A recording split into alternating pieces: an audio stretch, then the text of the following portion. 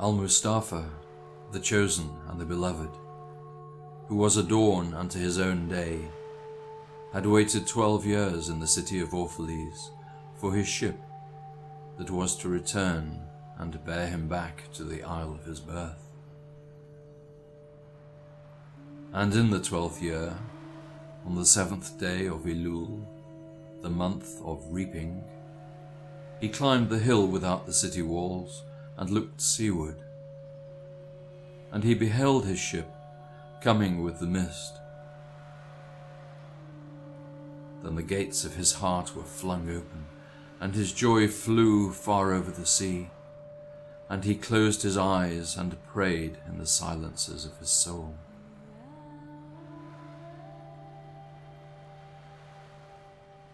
But as he descended the hill, a sadness came upon him, and he thought in his heart, "How shall I go in peace and without sorrow? Nay, not without a wound in the spirit shall I leave this city. Long were the days of pain I have spent within its walls, and long were the nights of aloneness. And who can depart from his pain and his aloneness without regret? Too many fragments of the spirit have I scattered in these streets, and too many are the children of my longing that walk naked among these hills, and I cannot withdraw from them without a burden and an ache. It is not a garment I cast off this day, but a skin that I tear with my own hands. Nor is it a thought I leave behind me, but a heart made sweet with hunger and with thirst. Yet I cannot tarry longer. The sea that calls all things unto her calls me, and I must embark. For to stay, though the hours burn in the night, is to freeze and crystallize and be bound in a mold. Fain would I take with me all that is here, but how shall I? A voice cannot carry the tongue and the lips that gave it wings. Alone it must seek the ether. And alone and without his nest shall the eagle fly across the sun.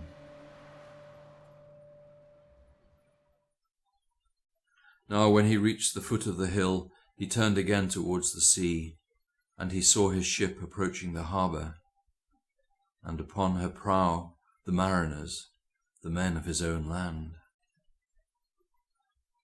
And his soul cried out to them, and he said, "Sons of my ancient mother, you riders of the tides, how often have you sailed in my dreams?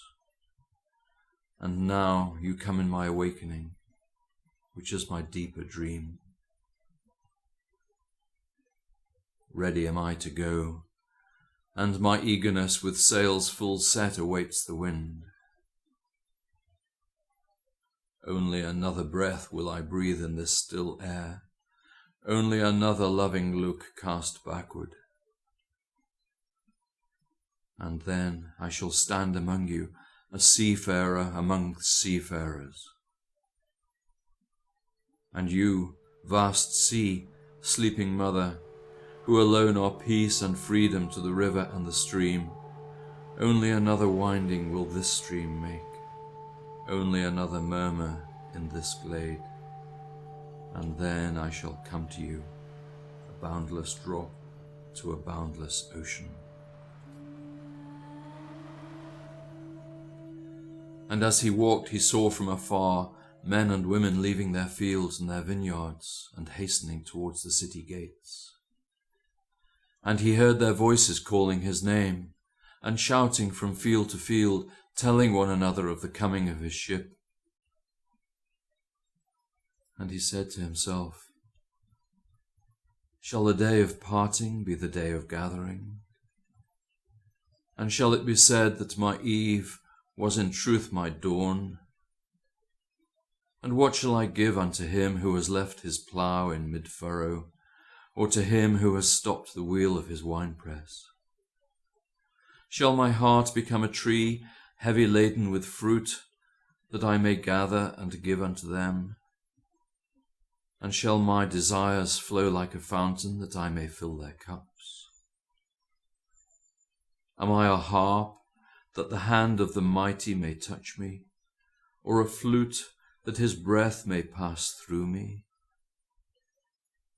A seeker of silences am I, and what treasure have I found in silences, that I may dispense with confidence? If this is my day of harvest, in what fields have I sowed the seed, and in what unremembered seasons? If this indeed be the hour in which I lift up my lantern, it is not my flame that shall burn therein. Empty and dark shall I raise my lantern, and the guardian of the night shall fill it with oil, and he shall light it also. These things he said in words, but much in his heart remained unsaid, for he himself could not speak his deeper secret. And when he entered into the city, all the people came to meet him, and they were crying out to him as with one voice. And the elders of the city stood forth and said, Go not yet away from us. A noontide have you been in our twilight, and your youth has given us dreams to dream. No stranger are you among us, nor a guest, but our son and our dearly beloved. Suffer not yet our eyes to hunger for your face. And the priests and the priestesses said unto him, Let not the waves of the sea separate us now, and the years you have spent in our midst become a memory.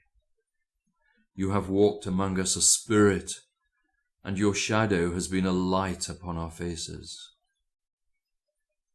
Much have we loved you, but speechless was our love, and with veils has it been veiled.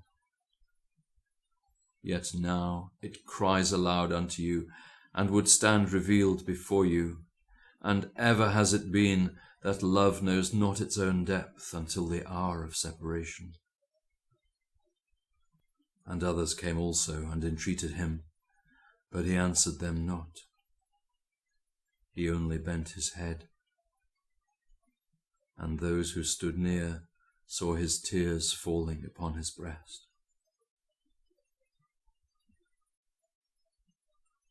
And he and the people proceeded towards the great square before the temple. And there came out of the sanctuary a woman whose name was Almitra, and she was a seeress. And he looked upon her with exceeding tenderness, for it was she who had first sought and believed in him when he had been but a day in their city.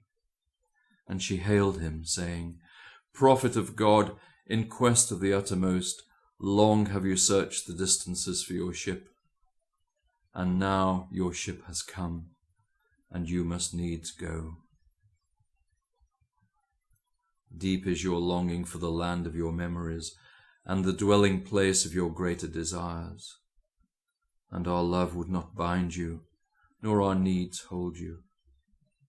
Yet this we ask, ere you leave us, that you speak to us and give us of your truth.